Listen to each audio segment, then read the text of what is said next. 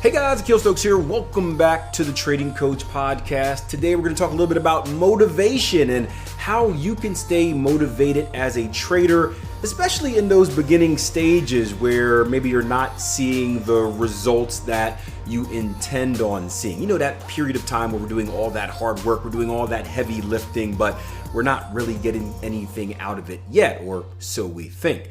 Now, real quick before we hop into it, do me a favor, support the show. Simply do this. 1, leave me a rating and a review. It takes less than a minute. Just say, awesome show. I love it. Of course, if you want to go into more details, feel free to do it. And also share this with your trading community. So if you're on Twitter, if you're on Instagram, if you're on TikTok, wherever you're at, when you see me share these Trading Coach Podcast episodes, whether it's promoting the full episode or like the short version of it with a little kind of quick tip, do me a favor, like it, share it, comment. We're trying to grow the show, and that is the absolute best way we can do it, via word of mouth, because I don't want to do any of that other stuff. I want to grow it organically. Now, motivation in trading. This came from a little conversation I was having with myself this morning. And yes, I talk to myself, right? The microphone isn't always on, right? I do Trading Coach Podcast episodes in my own mind. And in my personal life, right, we are at this point where we're kind of between seasons. We just finished kind of like a summer season with my kids for soccer, and we have a new season coming up. And there are a few things that I want to work on with my oldest before the new season begins. And, well, I was thinking about bribery, right? So I was thinking, how can I bribe my kid to be better? I've heard stories of other kids on the team where they had great games. It's because their parents promised them Pokemon cards, or sometimes it's straight cash. And I was thinking about bribing my kid for practice, meaning that, hey, if we go out and practice and if we do this, I'm going to give you that, right? It's a whole rewards-based type of external motivation type of thing. And I caught myself blending into the trading world saying, okay, well, would I do this with traders? And my answer is no, because it's process over outcome. And I was thinking about both the pros and the cons of that type of motivation. So just in general, right, there are pros and cons to external or reward-based motivation. Rewards, I guess starting with the positives. Rewards can increase effort. They can increase productivity, especially as a kid. You know, kids aren't necessarily internally motivated to do stuff, but if you're like, hey, I'll give you this candy bar if you do this, they will do it as quickly as possible. Trust me, I've seen this firsthand with 2 young kids. If you promise them specifically something sweet and delicious that has sugar in it, they will do whatever you want them to do extremely fast, maybe not extremely efficient, but they will get after it. So there is a positive in kind of motivating them that way to get them to actually do something. It can also, in a way, increase self-esteem, because if they do something and they do it good and they get the motivation, but they also get praise, it can kind of make them feel a little bit special. Like, I went out and I earned something, I accomplished something, right? It's when I was younger, I used to help build houses and mow lawns and do all this handyman stuff with my childhood friend's grandfather. And, I would get paid for it, which was the reward, but I would also feel good. Like, I felt like I accomplished something, like I earned my buck. And I know not everyone is like that, but for me personally, I feel better about something when I feel like I earned it. Now, there are negative effects of kind of reward-based motivation as well. And this kind of, I guess you can say, I don't want to say increases, it creates a dependence on external validation. So if I am paying you money to wash the dishes every night in the house, right? You associate wash dishes, get money, wash dishes, get money. All of a sudden, if I'm like, hey, you're old enough, this is a chore, like you just have to do it, you're not getting any money from it.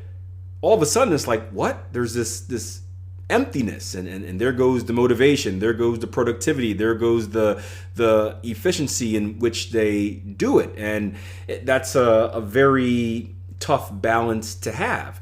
Rewards also kind of create a short-term focus, meaning like, especially in trading, and we'll get to the trading side in a little bit, we have a long-term focus, right? We don't know on a trade-by-trade basis whether something's going to win or lose. That's why we focus on process over outcome, knowing that bigger picture, the odds will play out in my favor.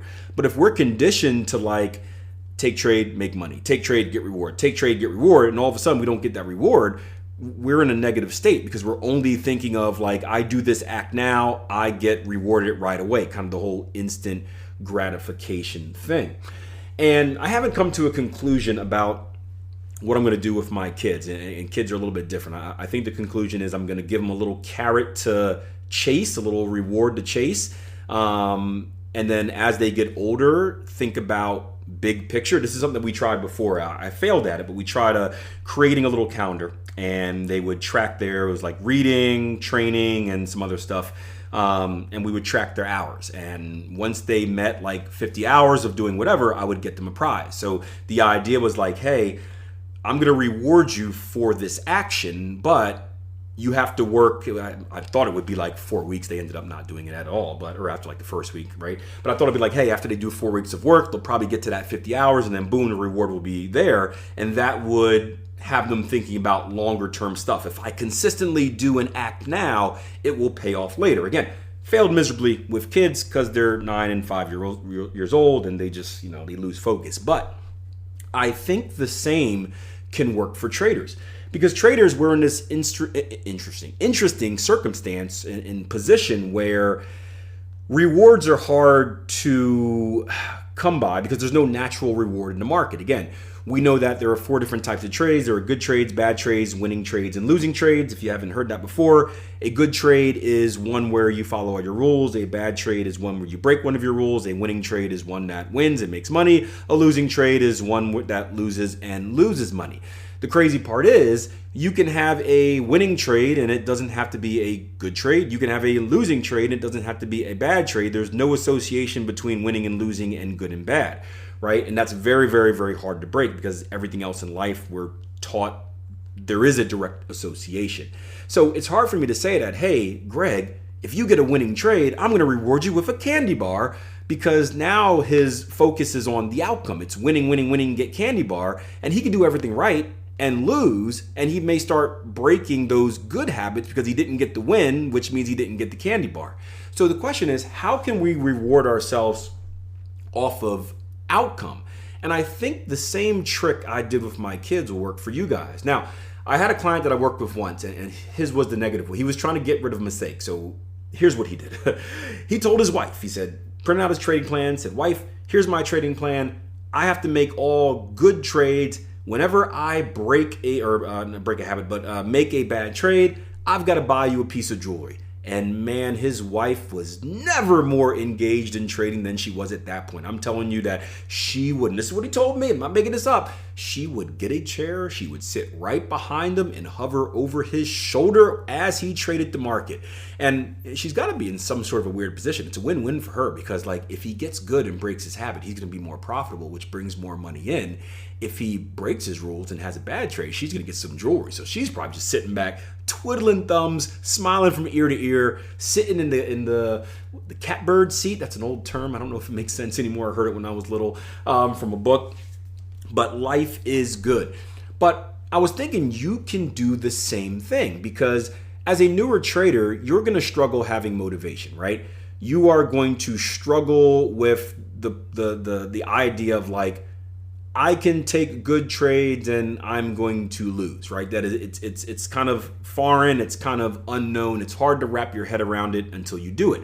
Now, stuff like backtesting helps because you go through the backtesting process and you start to see bigger picture. Hey, process, if I keep doing this, I'll trade through drawdowns and I'll get back to hot streaks and it'll be profitable. But again, it does take a while to kind of shift your mind to really valuing it. So here's an idea. Do something very similar to what I did with my kids. Whether you can have, and there's multiple ways of doing it, you got to adjust this to your trading style, but I'll give you 2 ways that I'm thinking about right now. If I think of more, I will add more, so don't hold me to that 2 number.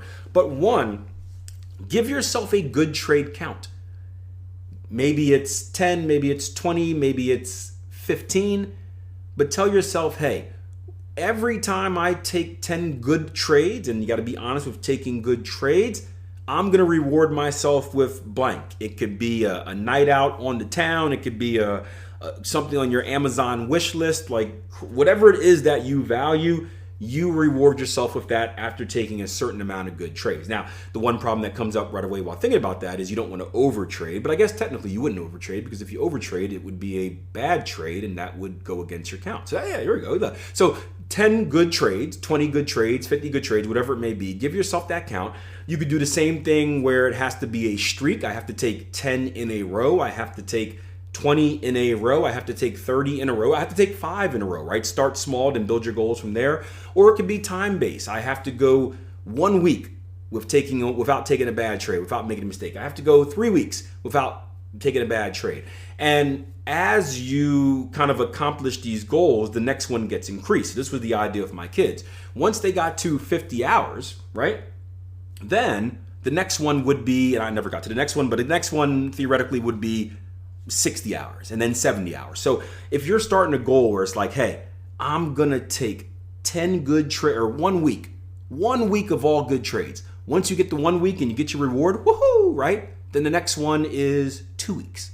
And then the next one is 3 weeks or a month, however you want to progress it. And what you're doing is you're slowly weaning yourself off of those rewards. That reward is still there, but it's getting further and further and further away. So instead of being stuck and focused on kind of the short-term reward, the instant gratification, you're weaning yourself off of it where it's like, okay, 1 week instant gratification. But now it's 2 weeks, but now it's a month, but now it's a quarter, which is 3 months. Now it's a half, which is 6 months. Now it's a full year. And the further that reward gets out there, and you can increase the reward as well, right? More time, you have more money to save. You can give yourself a bigger reward, which is going to keep you motivated. But the more that reward, the duration between those rewards are increased, the more you're shifting the focus to thinking about the long-term outlook and outcome, and eventually that reward will be replaced by its own reward, which is profitability in the markets. Because I can tell you, if you take good trades and you have a plan that has a statistical edge and advantage in the market, you will start making money. And before you know it, you'll no longer need to have that reward. Your reward will be, man, I made a big ROI in my trading. Boom! Hope you enjoyed the episode. Let me know what you think. Again, I click the microphone on and I talk. I don't really give these ideas thoughts, but let me know if you think this is a cool idea. Let me know if there's something else that you do that is very similar or completely different to keep you motivated, to keep you outcome based. As always, I appreciate you guys supporting the show. It is amazing how much we've been able to grow this over the years, and it's all because of you guys. Until next time, plan your trade, trade your plan. Take care.